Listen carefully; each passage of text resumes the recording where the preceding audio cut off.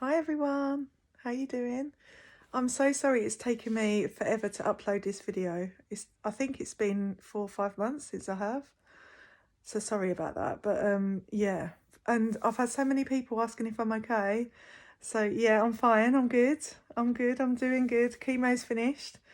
Thank goodness. I'll talk about that more in a minute. But 2020's just been full on, just crazy. So not only was I juggling cancer, chemo, radiotherapy, all that business, I have two teenage daughters that keep me very busy as well. So they've had stuff going on and I've still had to be mum. That doesn't stop. So yeah, apologies and thanks so much to everyone that's been asking if I'm okay. It's really sweet of you all and I am good. I had my moments. It's been a long journey actually, but with the right care and support, I'm doing good. My hair is already starting to grow back, as you can see. I won't go to, so I won't zoom in too much, but I have lost all my eyelashes. I think I've got one or two coming back now. These are drawn on. I haven't got any eyebrows at all, but they're coming. I've been told I'm 7 weeks post chemo, and I've been told between 8 and 12 they start growing back. So there's hope. So, chemotherapy for me then. I was on FEC-T cycle. So I had 3 weeks on, 3 weeks off. I started with the FEC part. Cannot remember which each bit means. I'm so sorry, the FEC. But that was fine for me. First 3 cycles of chemo out of 6, absolutely fine. I felt tired. I think I lost my hair on the second cycle. And yeah, tiredness. I took anti-sickness tablets for the first day after chemo. And the rest of the time, for the next 2 weeks, I didn't take any. I was absolutely fine. They gave me the bone marrow injections. They made me feel a little bit sick. And you get given, well, I got given those to take 5, 2 days after each chemo cycle. Yeah, for the following 5 days. And I did feel extra tired. But apart from that, I still managed to do exercising. I kept all that up. That helped actually. If you can get up and just go for a walk, I really recommend it. It gets the blood flowing.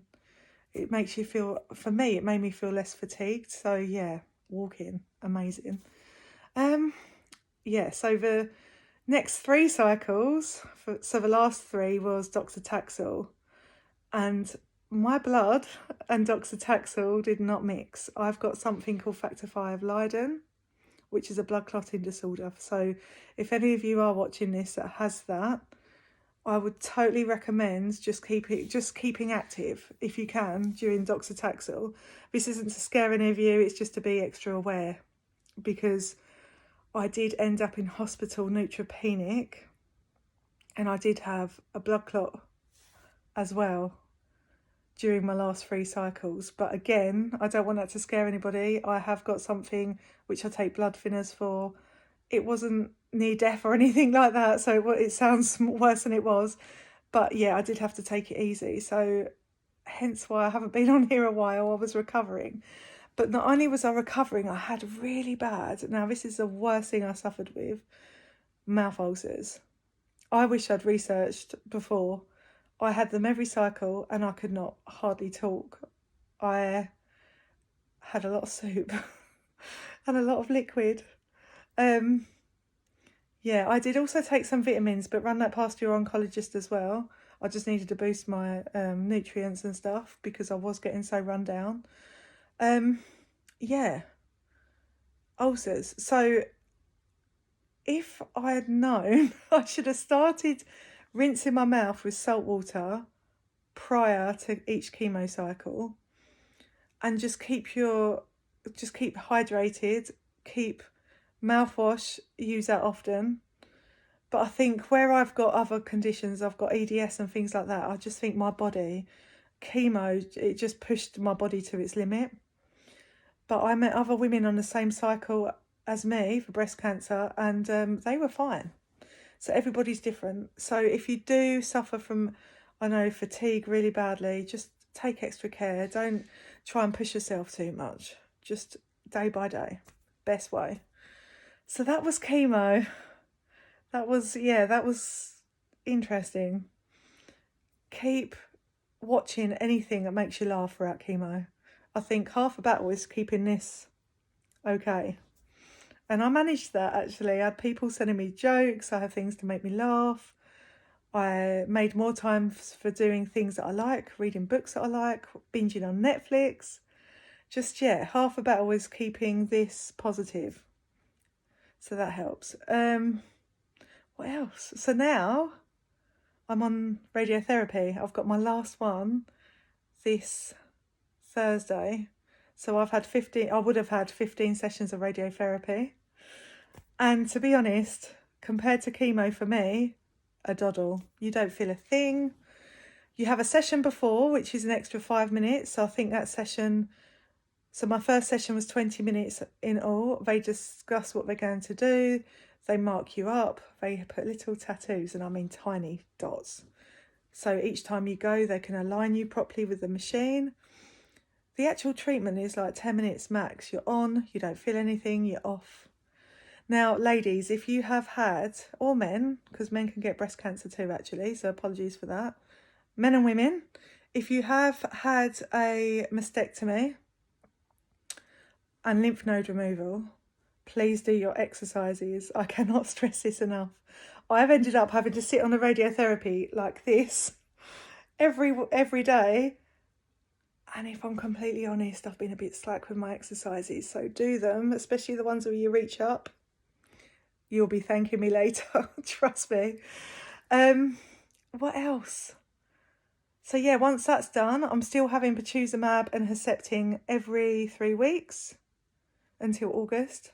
So that's still ongoing. That doesn't make me feel sick or anything. I do have to stay hydrated. Just keep drinking water. 2 litres a day, if you can do that, amazing. Especially during radiotherapy, I want to add, it really does dry you out. Yeah, then I go on to, I haven't started my hormone treatment yet. They did ask if I wanted to start it with radiotherapy. I wanted personally to rest more of radiotherapy. And if I'm going to be completely realistic here, I'm worried about weight gain with hormone treatment. I'm sure everyone probably go, me too. When I say that, that's keeping it honest, isn't it? I do not want to put on loads of weight. So I wanted to get past radiotherapy, get that done, start to walk more, increase that more. Then I'll be starting hormone therapy. Now, I saved the best news till last. Anyone going through this, I was grade 3, stage 3. So it was, you know, it was getting very near stage 4. I've met amazing people at stage 4 and still getting good news. They've kept on treatment for the last 5 years or so, and they're amazing and they're living a good life. Now, for me, I was stage 3, and my last scan was clear. So please, just day by day, we never know. No one ever knows what tomorrow is going to bring. So try not to get fixated on that. Just enjoy it each day. Just one small thing, if you can find it each day in this journey, is amazing. That really helped me. I'm probably repeating myself here, rambling, but it did. So yeah, I think I'll sign off of this on that good news. You know, I've still got a lot of treatment ahead of me, but I will continue to. It does change your lifestyle. It does make you have a bit of a reality check. So I've probably cut down on my drinking more, which is good. Oh, if anyone is watching this wondering if you can drink during chemo or radiotherapy, check with your oncologist. I could drink, but I chose not to because it did make me feel more sick. And then I'd have to spend longer hydrating myself. So I waited, and I can guarantee you I will be having a celebratory